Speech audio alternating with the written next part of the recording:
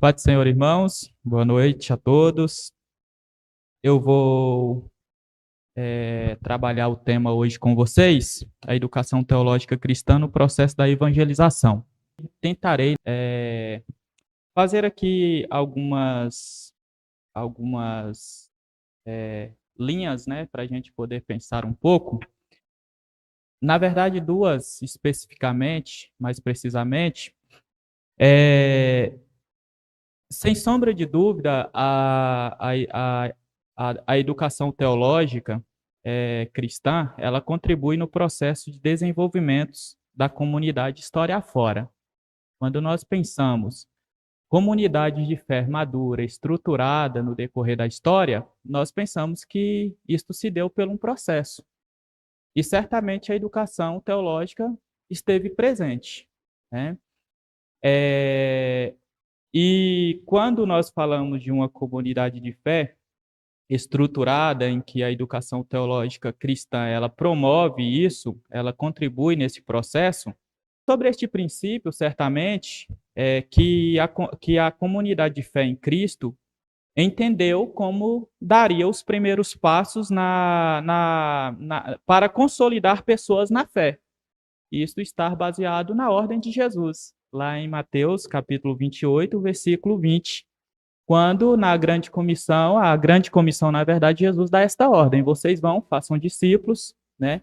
E ali no versículo 20, especificamente, Jesus deixa isso claro: vocês ensine eles, né?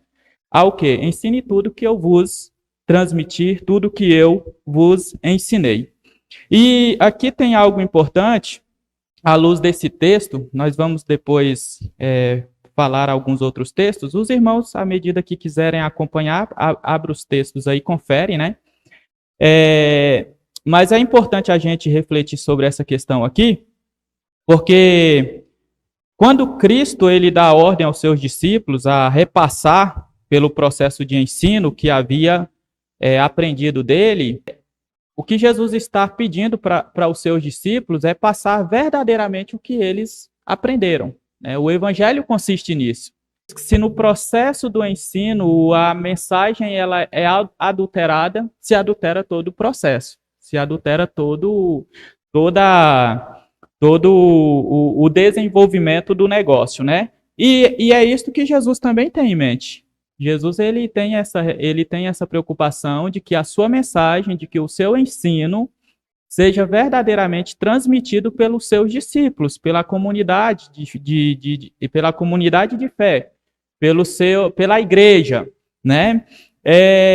E aqui eu faço essa observação, né, como um aspecto introdutório ao que nós vamos refletir, é que se verdadeiramente o que for passado, né, ou o que for transmitido no processo da evangelização não for o que Cristo verdadeiramente transmitiu, o que Jesus Cristo pretendeu com a comunidade, com a primeira comunidade de fé ali representada pelos discípulos, realmente, aí eu repito, todo o processo da evangelização é comprometido. Na verdade, eu até fico questionando se no processo do ensino, se a mensagem ela for adulterada, se de fato há evangelização. Eu acho que é um questionamento a nós pensarmos, de fato. E isto como discípulos de Cristo, porque todos nós temos a responsabilidade de darmos continuidade na mensagem do evangelho, no testemunho, por meio do testemunho e do anúncio, né? Se há, de fato, evangelização. Por quê? Porque se esta mensagem, que é a mensagem da vida, ela for adulterada, pode ser que esta vida, que esta mensagem propõe, pode não acontecer. E é nesse sentido que eu digo que a mensagem, ela pode comprometer todo o processo. E à luz desta introdução aqui, eu quero pensar aqui com vocês duas características principais da educação teológica cristã neste processo de evangelização. A Igreja de Cristo, ela, à medida que ela age, ela deve agir com este intuito, testemunhar e anunciar. E neste processo de testemunho, de anúncio, nós acreditamos que há aí esta dinâmica da evangelização, né? Eu faço uma observação que verdadeiramente é uma verdade, né, que as pessoas elas aprendem de forma diferente. Nem compensaria aqui nós é, vou usar esse termo aqui, perdermos tempo para poder falar sobre isso, mas é importante a gente lembrar, as pessoas aprendem de forma diferente, pessoas aprendem em tempos diferentes, né? As pessoas aprendem até com mecanismos diferentes, porque nós somos diferentes, né? Isto é algo muito natural nós entendermos, porque a maneira como nós assimilamos o mundo, a maneira como nós interpretamos o mundo, a maneira como nós vemos o mundo é diferente. Ninguém vê o mundo de forma igual. Nós não vemos. Nós interpretamos situações diferentes, nós analisamos situações de forma diferente, porque nós somos diferentes. E foi assim que Deus nos fez, né? E nesse sentido eu digo que que as pessoas, né, elas aprendem de forma diferente. E nisto consiste dizer aqui, à luz do que nós temos aqui como responsabilidade pensar, que a educação teológica cristã no processo da evangelização, nós buscarmos entender como que de fato as pessoas estão entendendo tudo que nós estamos ensinando, né? Como que as pessoas estão captando, assimilando, né? Neste exato momento, isto é algo que eu faço aqui uma observação, neste exato momento, todos nós aqui estamos sendo bombardeados de estímulos que eu estou tentando estimular vocês a prestarem atenção, mas existem outras diversas situações aqui no nosso ambiente que está estimulando vocês, né? E toda esta dinâmica, ela faz com que vocês interpretam o que eu estou falando aqui de diversas formas. Pode ser que ao terminarmos o momento aqui, cada um ao conversar, pode ser que cada um vai entender o que eu falei de forma diferente. E isso diz respeito aos muitos estímulos, a muita maneira como nós interpretamos as situações, as coisas. E no processo da evangelização também não é diferente. E eu digo isso para chamar uma responsabilidade para nós. Que é a responsabilidade do compromisso, né, da seriedade, da responsabilidade que nós devemos ter, e isto como ordem suprema de Cristo, né, no processo do ensino. E aí Paulo entendeu isso muito bem, e ele diz que se o seu dom é ensinar, que haja o quê? Dedicação. Né? E dedicação pressupõe, eu entendo que dedicação pressupõe nada mais, nada menos do que todo o conjunto de seriedade e de verdade que deve envolver esse processo, a fim de que a mensagem da vida, que é a mensagem do Evangelho, realmente traz impacto na vida daqueles os quais nós queremos evangelizar, né? E quando nós falamos aqui de um processo de educação, de uma educação teológica cristã, muitas vezes nós pensamos no âmbito acadêmico, sim, mas também no âmbito acadêmico e não somente no âmbito acadêmico, educação teológica cristã deve visar a evangelização. Né? Quando nós entramos em uma sala de aula, por mais que buscamos transmitir informações, buscamos transmitir conceitos, buscamos transmitir teorias, tudo isso está envolvido com também o processo da evangelização e precisa, e deve estar. Porque e aqui eu entro talvez dentro do primeiro aspecto ou característica que eu quero evidenciar aqui com vocês, dentro desse processo da educação teológica cristã, é que a nossa fé ela é histórica.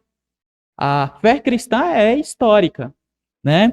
Quando nós pensamos a fé cristã como uma realidade também histórica, isto exige dizer que o que nós aprendemos, ela precisa estar entrelaçada com toda essa dinâmica da história. A fé cristã ela é histórica, porque o nosso Jesus ele nasceu na história. A fé cristã ela é histórica porque a base dessa própria fé, ela é histórica. Né? Existia um povo, o qual Deus chamou no tempo e no espaço, né, na história para fazer com que tudo isso acontecesse. Ela é histórica, né? E quando eu falo aqui para vocês, eu penso aqui com vocês sobre a dinâmica de uma sala de aula, de um discipulado, de uma pregação até mesmo, nós estamos falando de um processo de aprendizado que visa o quê? Evangelização, né? Evangelização. A fé cristã ela é histórica, como eu falei, vocês podem se atentar aí ao que Paulo fala lá aos Romanos capítulo 15, versículos 4, e 1 Coríntios capítulo 10, versículos do 1 ao 13, mais precisamente. O apóstolo Paulo vai fazer uma alusão histórica para poder transmitir a mensagem do reino, né? Ele vai fazer uma alusão histórica para mostrar que no processo de ensino da fé, a história está presente. E precisa estar, né? E precisa estar porque dando atenção à história que nós também aprendemos. Nós somos seres históricos. Não tem como nós ignorarmos isso. Nós nascemos em um ambiente, em um espaço, viemos de uma família que tem um nome na história, né? Crescemos dentro desse aspecto. Então, quando nós pensamos a dinâmica da fé cristã, nós não podemos também querer compreender a fé cristã distante da história, porque isto é mais prejudicial do que qualquer outra situação da vida que é importante não ser ignorada e nós ignoramos. Isto exige dos cristãos, quando eu digo aqui que a fé cristã ela é histórica, eu estou dizendo que isto exige dos cristãos apropriarem dessa história a fim de aperfeiçoar a compreensão e prática no desenvolvimento da espiritualidade. Apropriar-se da história da fé, ou da fé histórica, para poder se aperfeiçoar na espiritualidade. E aqui, esta é a primeira característica da educação teológica cristã. Ela situa historicamente o indivíduo com a tradição da fé. Quando eu penso a educação teológica cristã no processo da evangelização, é inadmissível nós pensarmos isso distinguindo a história do sujeito no processo do ensino. Nós temos que situar o indivíduo à medida que ele aprende sobre a fé, à medida que ele aprende sobre Cristo, à medida que ele aprende sobre quaisquer assuntos da natureza da espiritualidade cristã, ele precisa estar interligado com a história, que tudo isso está ali intrínseca. Porque, de outra forma, nós pensarmos aí, talvez, né, em nós nos preocuparmos mais em fazer prosélitos da fé do que verdadeiros seguidores de Cristo, do que discípulos de Cristo. E nesse sentido, o apóstolo Paulo, né, versado no conhecimento da história hebreia, da história grega, da história romana, ele faz alusão desses conceitos históricos para poder transmitir a mensagem, para poder fazer com que os seus ouvintes, eles desenvolvam, compreendam, né, e vivam uma vida prática consistente no desenvolvimento da sua espiritualidade. Ele nos deixa aí claro que a história de fé, se a história de fé, na verdade, foi ignorada ou desconsiderada, o processo de ensino torna-se comprometido, pode se tornar impreciso e sem frutos reais.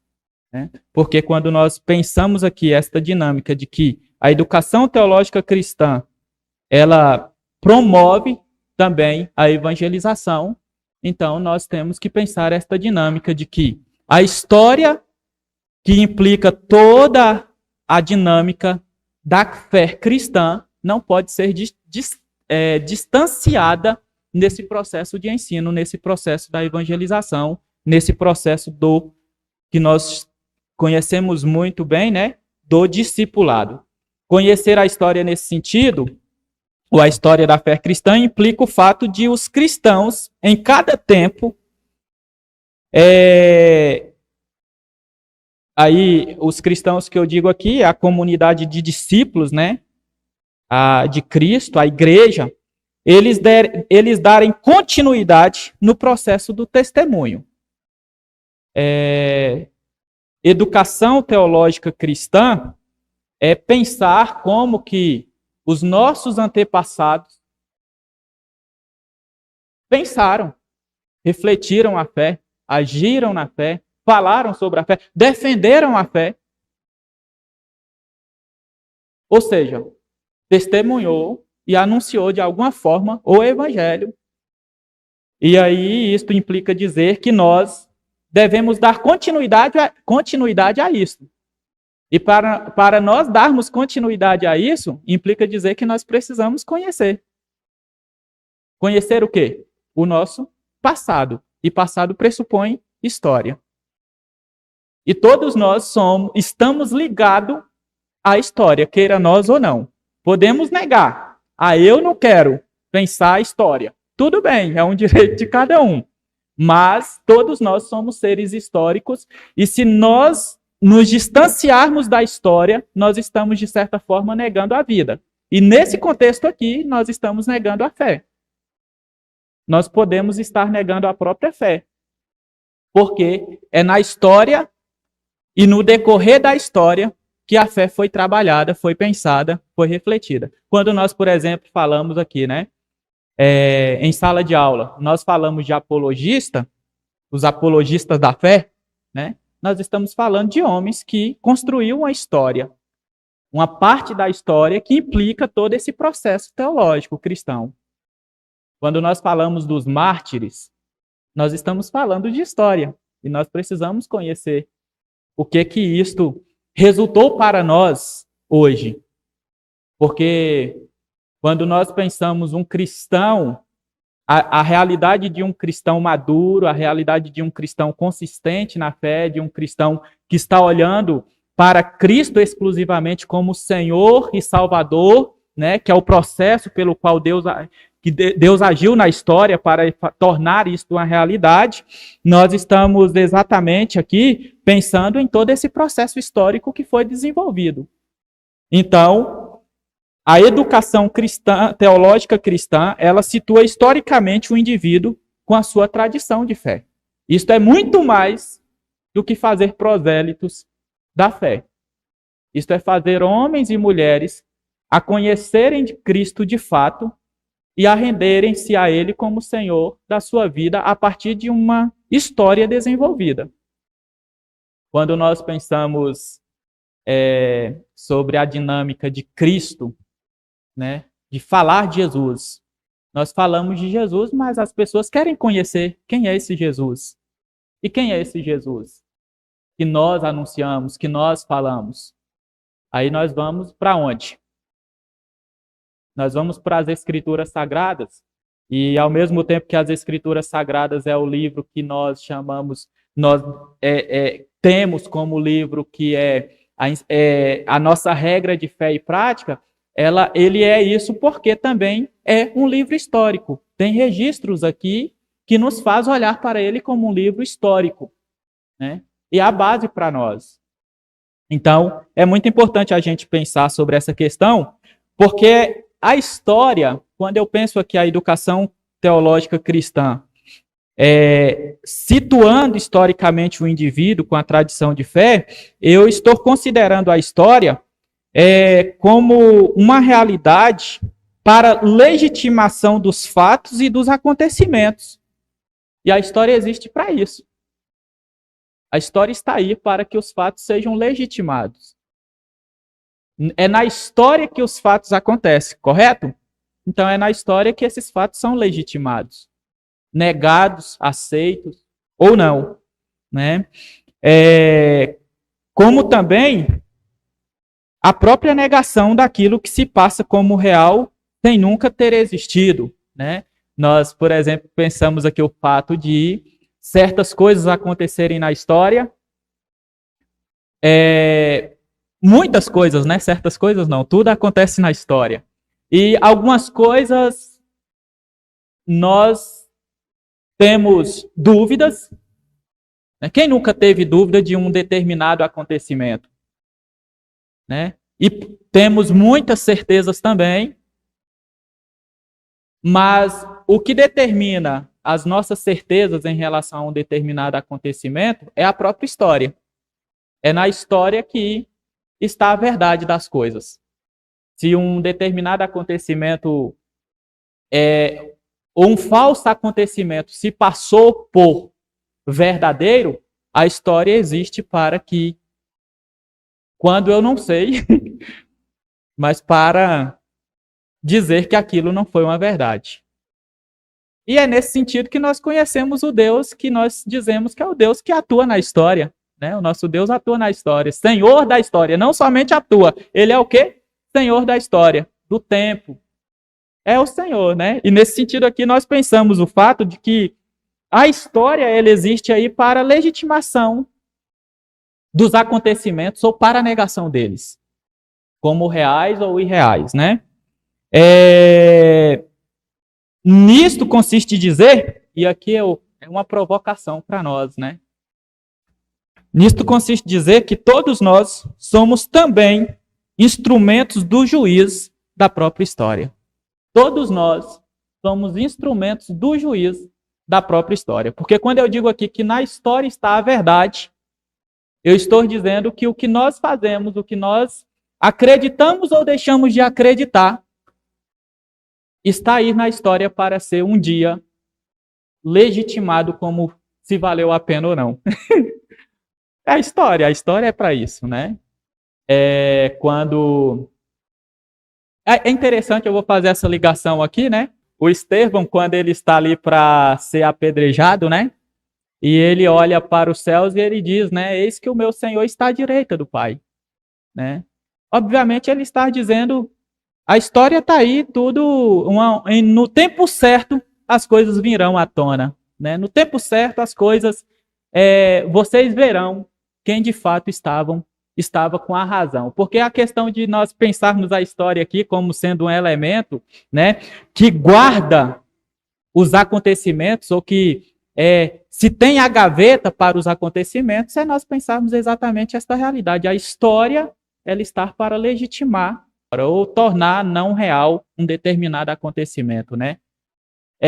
Então é muito importante a gente pensar nisso, e todos nós somos, nesse sentido, instrumentos do juiz da história. Todos nós. Até porque é dentro da história que nós vivemos, é dentro da história que nós agimos, é dentro da história que nós apropriamos de convicções ou deixamos de apropriar de convicções, é dentro da história que nós buscamos aqui o processo da educação teológica cristã, o processo da evangelização, é dentro da história que nós agimos para poder evangelizar pessoas, para educar pessoas, é dentro da história. E é à luz dessa própria história também que eu penso aqui, né, que somos instrumentos do juiz dessa história, né? Mas como assim? Você está querendo dizer, Fábio, que nós seremos julgados pela história? Não, nós seremos julgados pelo dono da história. E a história existe para que esse Senhor que é soberano na história haja a partir dessa realidade. Com cada um de nós, seres conscientes, seres chamados a agir, né? Seres que recebeu do Senhor eterno a oportunidade da existência e da existência para cooperar com ele nesta própria história que está registrando aí nossas ações, está guardando aí nossas ações.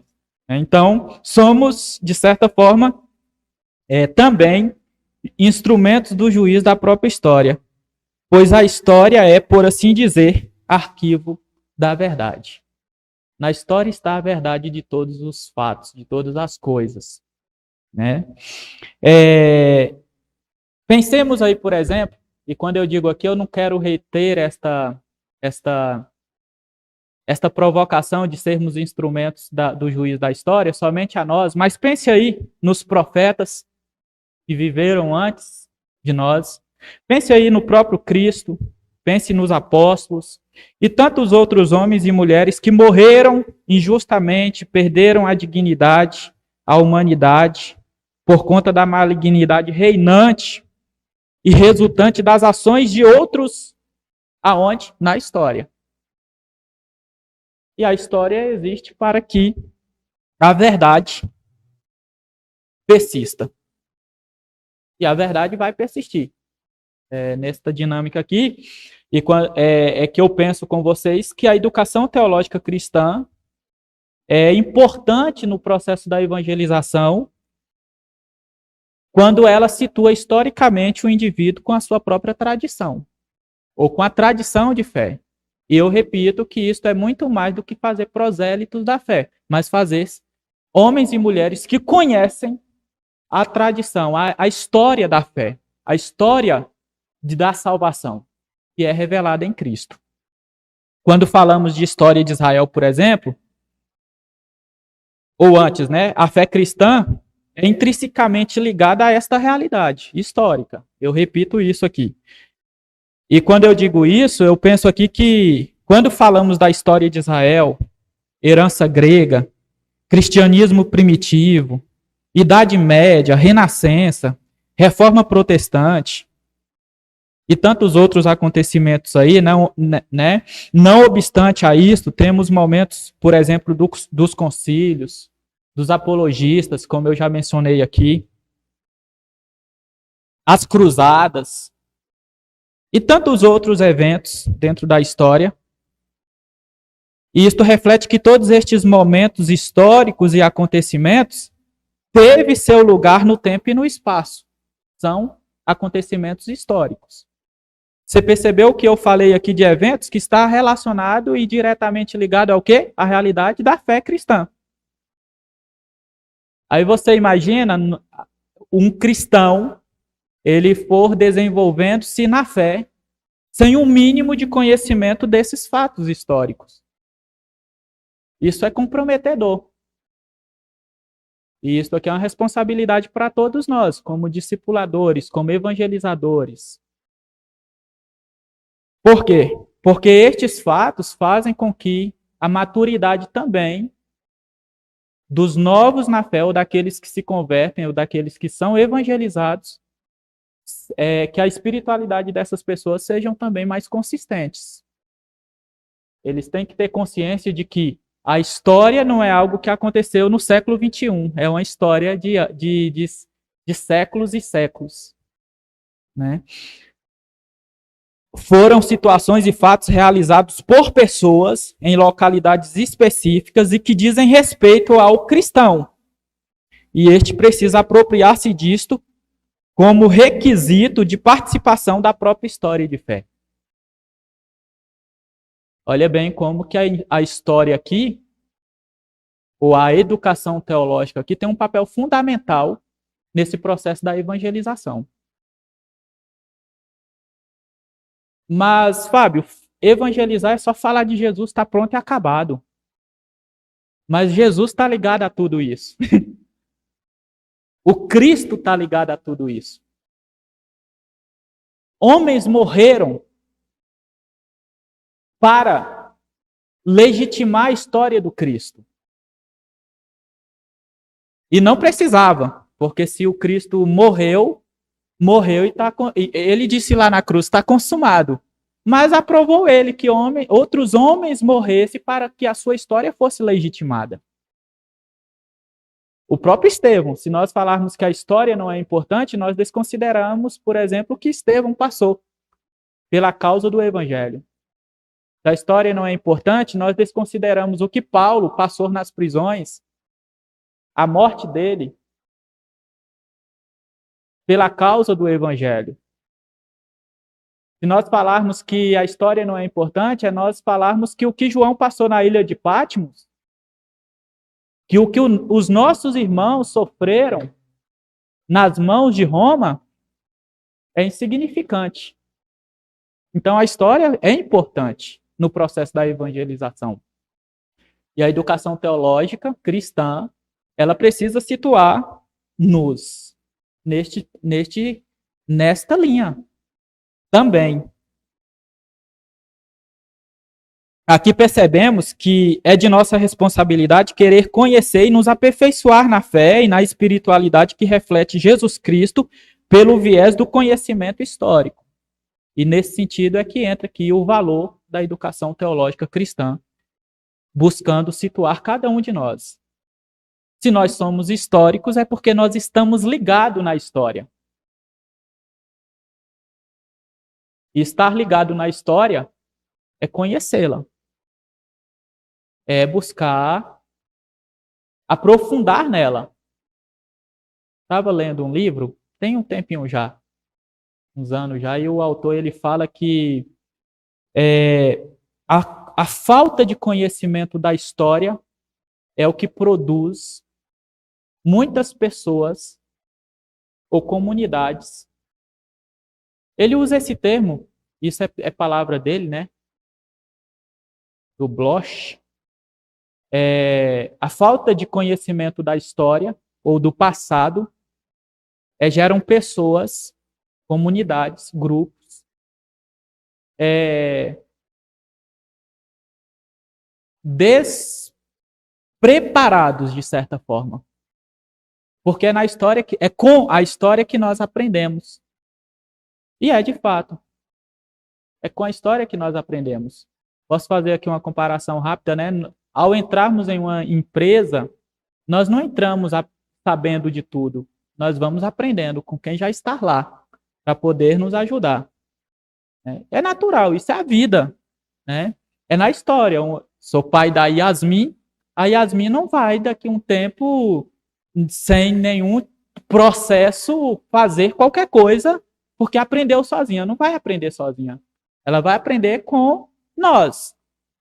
Comigo, pai, com a mãe dela, com vocês. Ela vai aprender com nós.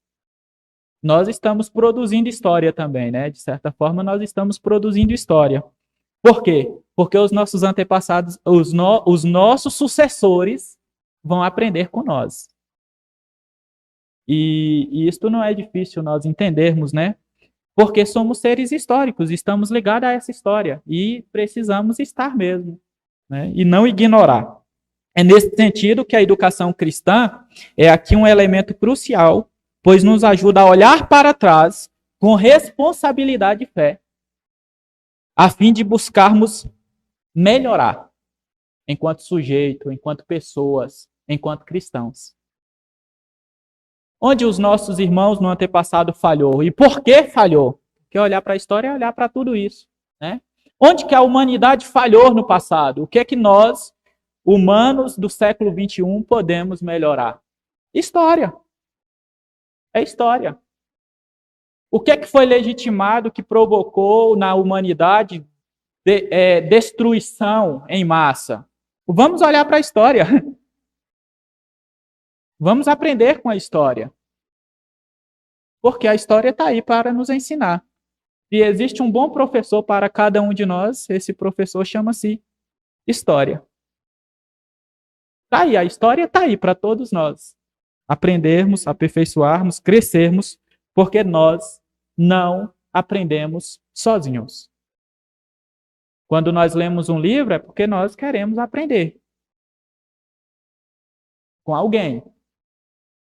História. Precisamos olhar para o passado, e quando eu digo aqui olhar para o passado,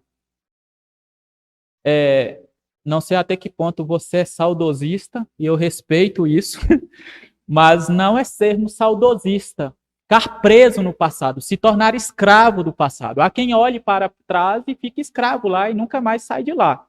Né?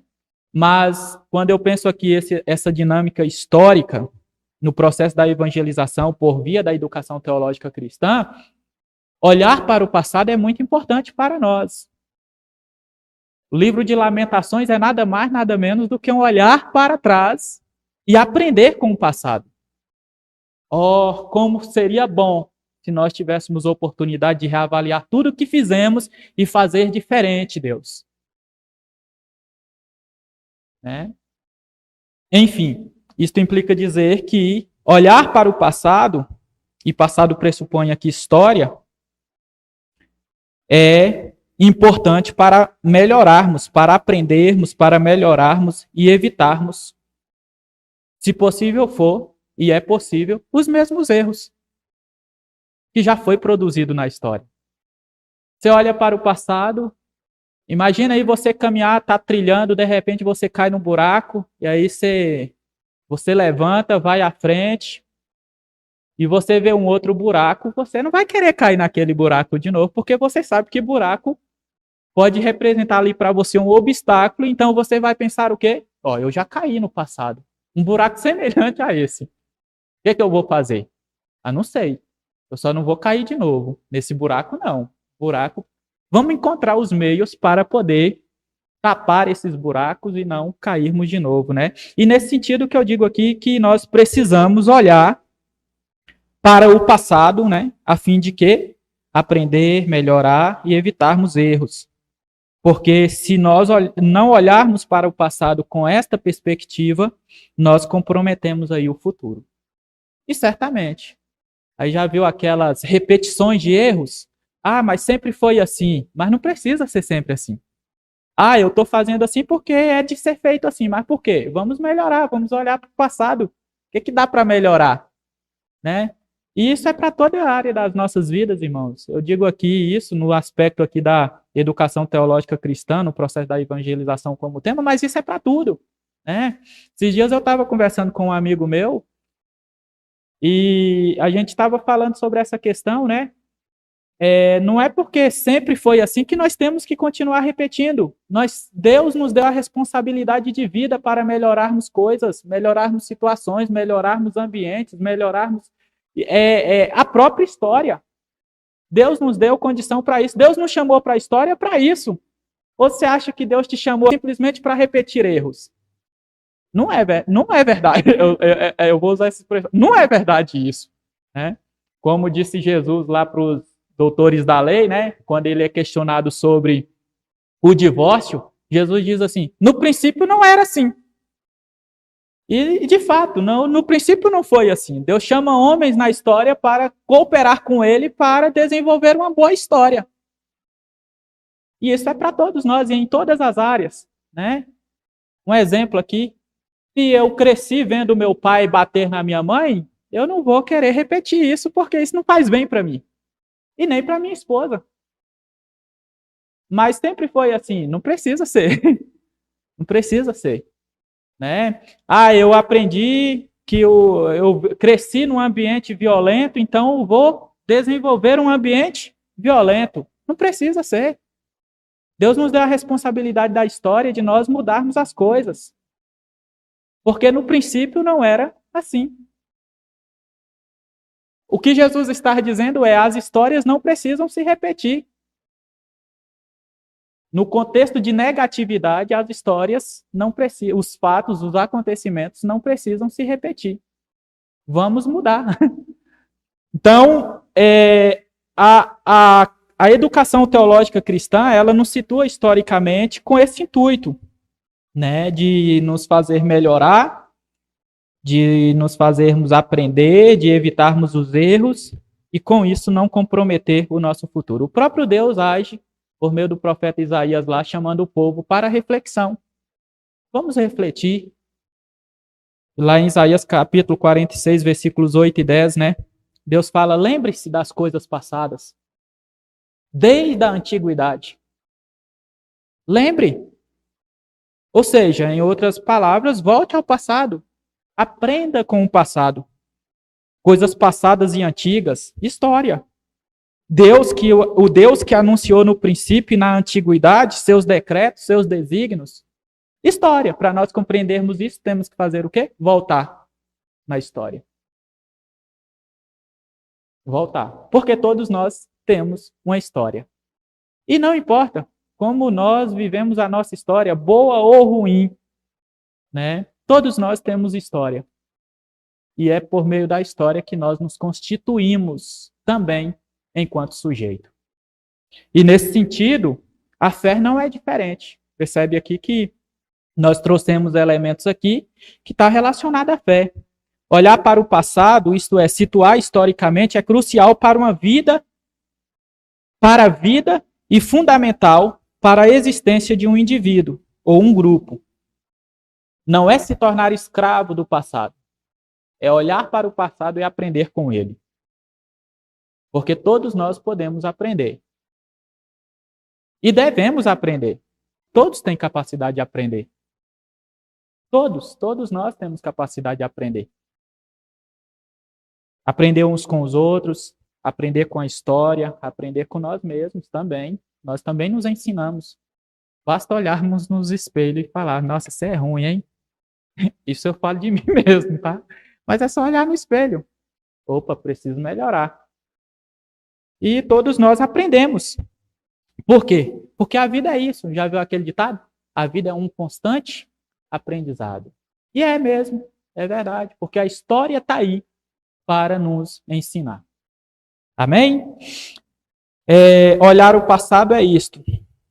Situar, né, historicamente, pois isso é crucial para a vida e fundamental para a nossa existência, para o tanto individual como o grupo. E na promoção da educação teológica cristã, isto deve fazer parte, por via deste elemento, ou seja, do ensino, deve fazer parte, né, da nossa vida e do nosso processo, seja de aprendiz ou seja de educador, porque neste processo podemos encontrar o caminho da história para aprender sobre a própria história e a vida e aperfeiçoar na fé e desenvolver uma boa espiritualidade. Esta seria aqui a primeira característica, né, que eu descreveria aqui, que a educação teológica cristã nos promove. E a segunda, certamente, que eu disse aqui para vocês, eu não pretendo demorar com essa proposta aqui, é que a educação teológica cristã, ela promove, ela tem que ser desenvolvida de tal forma que possibilita ou promove impactos na vida e na sociedade. E a educação, quando nós falamos de evangelização, nós estamos pensando em conduzir pessoas a perceber, assimilar e querer aceitar um novo estilo de vida. Que não é baseado em nós, nos nossos ensinos, como foi dito aqui, né? Não é baseado nos nossos padrões, mas é baseado no que Cristo ensinou. Esta é a ordem à grande comissão. Vai e ensine-os a guardar tudo o que eu vos ensinei. Não é o que o Fábio ensina, o que qualquer um ensina, mas é sobretudo o que Jesus ensinou. Porque se não for, certamente, esse processo de evangelização está o quê? Comprometido.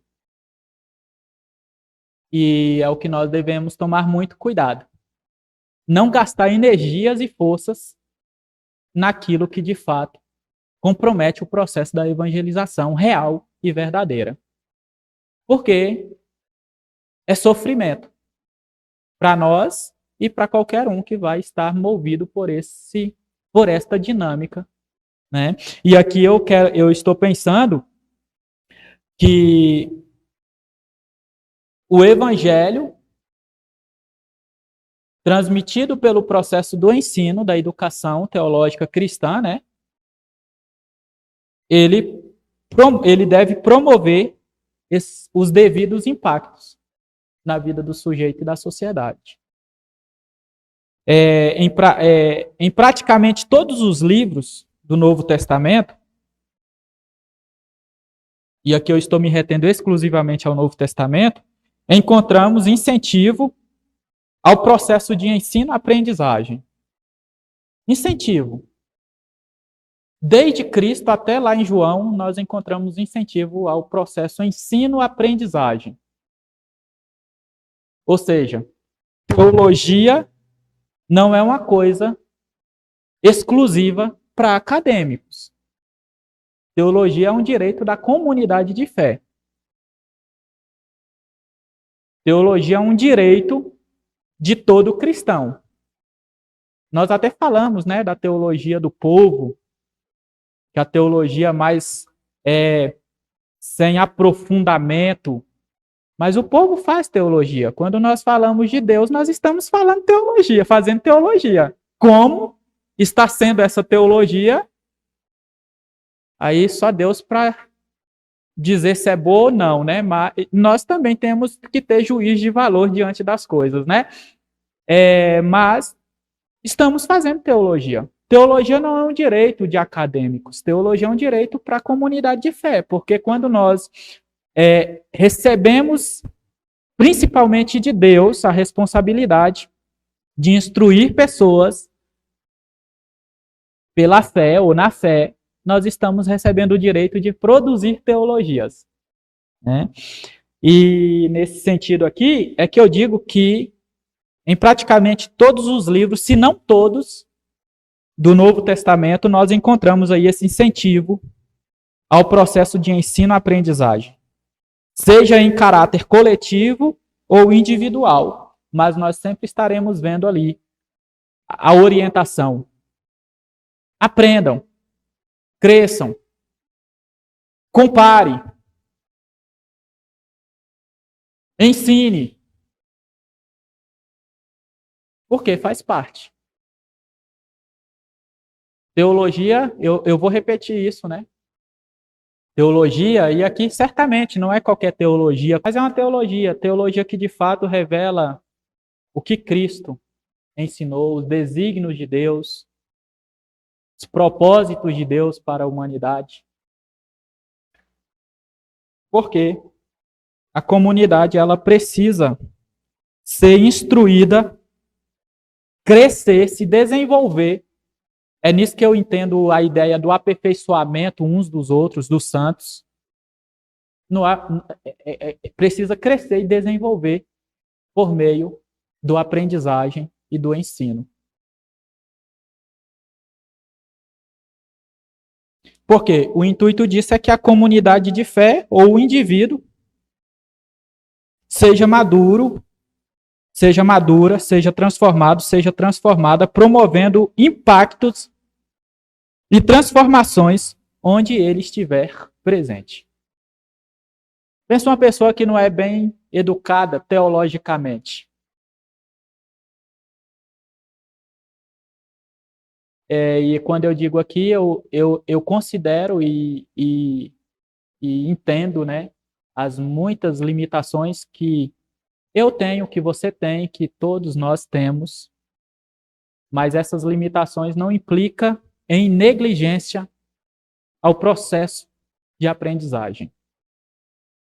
Então, você pensa aí em um indivíduo que negligencia, uma comunidade que negligencia o aperfeiçoar-se nos assuntos da fé, considerando tudo que nós já falamos aqui, certamente ele terá grandes dificuldades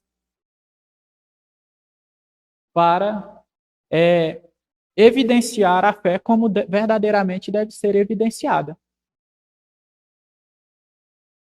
Isto implica dizer que a nossa responsabilidade aumenta em querermos, em promovermos, em incentivarmos para que as pessoas conheçam de forma verdadeira, de forma intensa, os elementos da fé. Ou a própria fé, como nós já dissemos aqui, que é uma fé histórica. Transformação aqui, quando eu digo aqui da transformação, processo de ensino, nesta dinâmica da evangelização que promove transformação do sujeito e dos espaços, eu estou pensando aqui a transformação como um conceito que nos permite refletir a dimensão de impacto que a verdadeira educação pode promover quando levada a sério no processo do ensino. O apóstolo Paulo diz que o evangelho é o quê? É o poder de Deus para o quê? Para a transformação. Transformação, nesse sentido, não acontece de fora para dentro, é de dentro para fora. E, primeiramente, a transformação do evangelho é, de fato, de dentro para fora. Porque pode ser que nada externamente se transforme. mas você precisa ser transformado, e eu preciso ser transformado.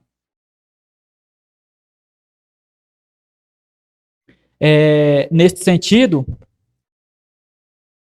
a educação tem um propósito fundamental. Quando eu penso aqui a dinâmica da educação teológica cristã, nesse processo da evangelização, ela vai promover transformação, ela tem que ser trabalhada de tal forma que ela promova a transformação do sujeito e dos espaços, porque ela tem um propósito fundamental. Qual é o propósito? O anúncio, o testemunho. O testemunho de quem verdadeiramente é evangelizado, é discipulado na mensagem que Cristo deixou, lembra que eu falei aqui a princípio? É dar o quê? Continuidade. No quê? No anúncio. No testemunho. Que já na história vem acontecendo, deve acontecer e vai continuar acontecendo depois que nós partirmos. Nesse sentido, a educação, ela precisa ser cada vez mais intensa, mais firme. Compete a nós isso. A cada um de nós. O processo de educação teológica não visa, e aqui pense bem comigo, né? Eu acho que é importante eu fazer essa observação aqui, e quando eu digo que a educação teológica cristã, ela é um direito da comunidade, e ela precisa ser intensificada, ela precisa ser motivada, ela precisa ser enaltecida no contexto de ser prioridade para a comunidade de fé. Eu não estou pensando aqui que esta educação teológica ela visa meramente promover discussões sem objetividade. Não é. Vamos ver quantos anjos cabem no buraquinho da agulha. Não é sobre essas discussões. Não é sobre isso. O processo da educação teológica cristã, levada a sério e de forma intensa, é promover, e obviamente, esse processo que tem que ser desenvolvido de tal forma que promova impacto tanto no indivíduo quanto no espaço de atuação, ela deve promover a reflexão e a consciência do que é e do que implica viver a vida de fé. Ou a vida pela fé, porque lá em Romanos mesmo, que o apóstolo Paulo diz que o evangelho é o poder de Deus para a salvação, ele vai sintetizar essa sua reflexão dizendo que o justo vive pela fé. O que isso implica para nós? O que é viver pela fé? Certamente não sou eu que direi aqui agora, né? Vamos refletir. O que isso implica? E nisto, os elementos presentes no processo do ensino devem ser bem apresentados, explanados, reafirmados, a fim de promover a maturidade esperada. Por quê? Porque educação ela não acontece da noite para o dia. E nunca será mesmo. Então, nós temos que ser persistentes, temos que ser insistentes, tudo a fim de que a educação ela promova a maturidade esperada. Neste processo, alguns elementos não podem ser ignorados. Por exemplo, a história do Cristo ressuscitado e presente, os desígnios e os decretos de Deus revelados no tempo e nos espaços, revelados também nas Escrituras, a realidade existencial do ser humano, e aqui é nós pensarmos o indivíduo em sua totalidade mesmo, né? E não estou falando aqui de missão integral, estou falando do homem integral. Nós somos seres integrais e precisamos ser tratados nesta realidade. Nós sentimos fome, sentimos dor, sangramos, adoecemos, morremos. E nós somos esse homem complexo. Somos essa totalidade, somos a totalidade de tudo isso e muito mais. Somos isso. E nesse processo de ensino em que visa o indivíduo, a transformação do indivíduo e dos espaços, essas questões têm que ser consideradas, têm que ser levadas à tona.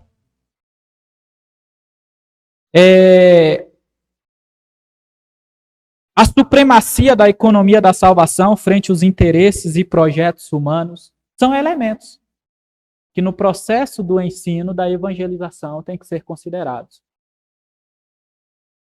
Sim, a dinâmica da vida, da fé, é fazer com que o homem se achegue a Deus e viva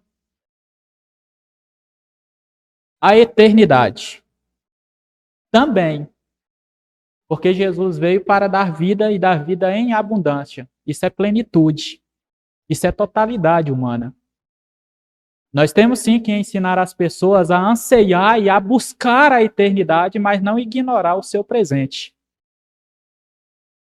Porque ao ignorar o seu presente, eles estão jogando a história fora. E jogar a história fora é negar a fé. É negar o Deus que deu a oportunidade da existência. E nenhum de nós aqui temos coragem de negar nossa existência. Todos nós projetamos, trabalhamos, fazemos planos. Isso é um direito nosso, humano. E nisto também implica a salvação, que Jesus veio nos dar. Fazer o homem tomar consciência da vida, tomar consciência do que o outro representa para ele, tomar consciência de que o Jesus, o qual nós confessamos, é um Jesus que sentiu dor, que sangra, é um Jesus que chorou.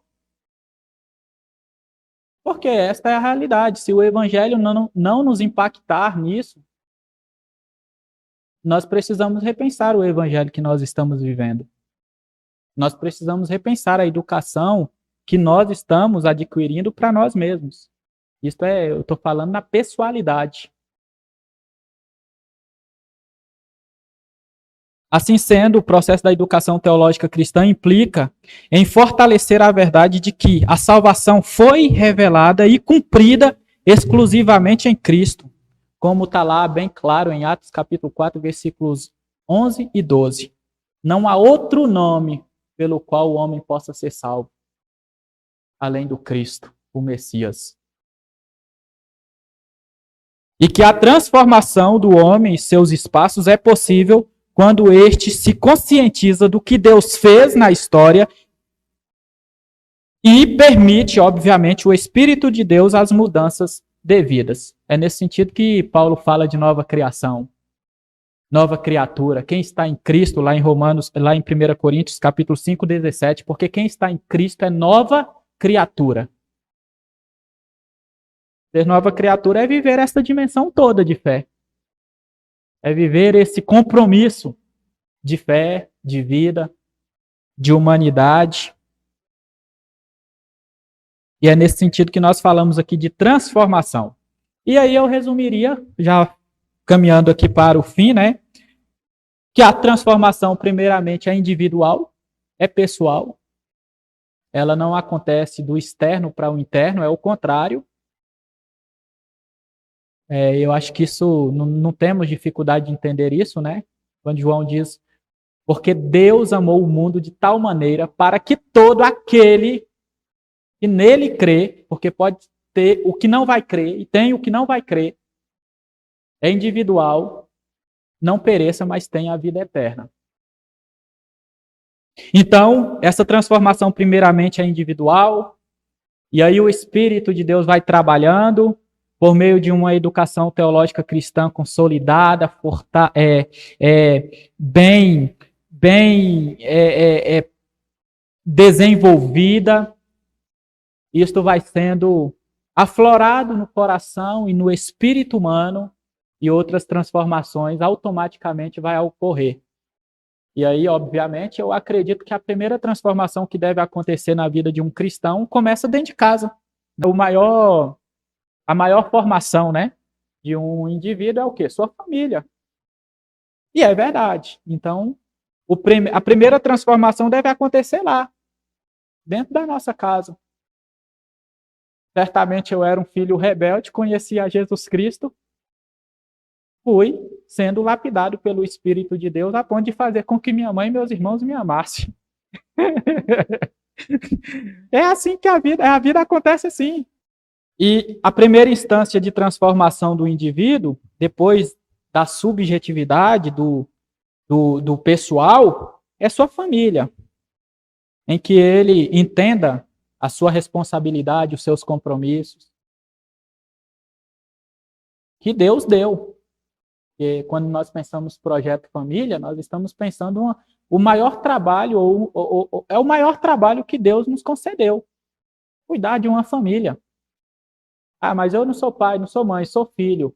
Cuidar da sua família como filho.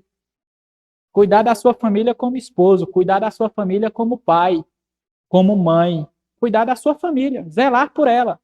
Testemunhar Jesus nela. A fim de que todos ali ao seu redor conheçam Jesus. Transformação. E aí, depois desses primeiros passos, né? Que o primeiro projeto de atuação do homem, vem os demais espaços de atuação, cidade, trabalho, bairro, escola, igreja. E aí, o cristão, ele, por meio de uma vida, de uma espiritualidade bem trabalhada, de uma fé bem consolidada no Cristo, ele vai promover o quê? Transformação nesses espaços, porque ele foi transformado. Rejeitando tudo que nega a Deus, e lutando para que o reino de Deus seja vivenciado. Porque o papel do cristão é esse, levar o reino de Deus. E nesse sentido, nós vamos vendo que o processo da educação teológica cristã, ela é importante para todos nós, é importante para a comunidade de fé. É importante para cada um na sua individualidade. E aí eu finalizo, agora eu vou finalizar de verdade. Quais as formas para promover a educação teológica cristã? Lembre que eu falei aqui de que todos nós fazemos teologias. A partir do momento que nós abrimos as escrituras sagradas e estamos falando sobre elas, porque as escrituras sagradas falam do Deus que atuou na história e atua na história, nós estamos falando dele. Isso é teologia. Quais as formas? Quais os métodos? Quais os meios? Jesus usou diversos e deixou aí para nós exemplos. Seja caminhando, na caminhada Jesus ensina, sentando na mesa Jesus ensina,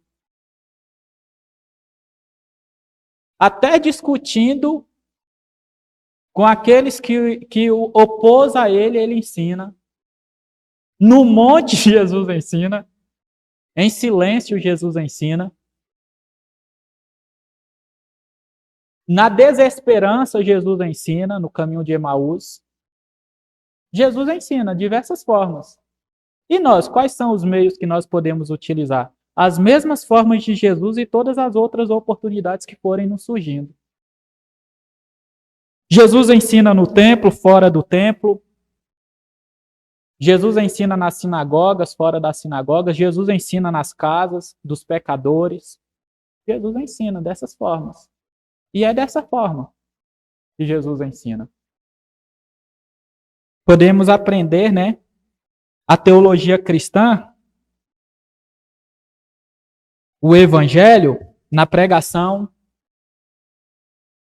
no discipulado, na escola bíblica, mas também na mesa de café, na mesa do almoço, na caminhada, né, como eu disse aqui, na roda de conversa. O que tem que acontecer nesse processo, independentemente de qual dele vai ser apropriado para nós no momento, o que deve acontecer, o que não deve faltar aqui, é a integridade e a verdade em todo o processo. A seriedade no processo. Agora, Com isso, nós temos a responsabilidade de, enquanto cristãos, enquanto discípulos de Cristo, enquanto teólogos ou não, nos comprometer com isso. Porque, certamente, a educação teológica cristã, ela tem um papel fundamental no processo da evangelização. E, certamente, como eu disse aqui, Deus nos chamou nessa história com as dificuldades do nosso tempo, com os desafios do nosso tempo, para que nós cooperamos com Ele nesse processo. É isto. Que Deus abençoe sua vida, que Ele faça de nós grandes evangelizadores, comprometidos com a verdade do reino, com a verdade do evangelho, e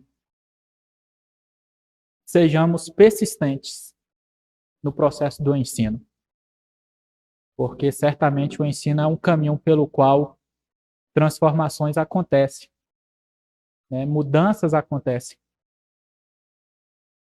E só Deus pode nos capacitar para esta grande obra, esta grande missão, que é evangelizar pessoas, comunidades, o mundo, né? O desafio dos discípulos de Cristo é evangelizar o mundo. Enquanto eu evangelizo aqui, tem outros evangelizando o mundo afora. Enquanto você evangeliza lá na sua rua, eu evangelizo na minha.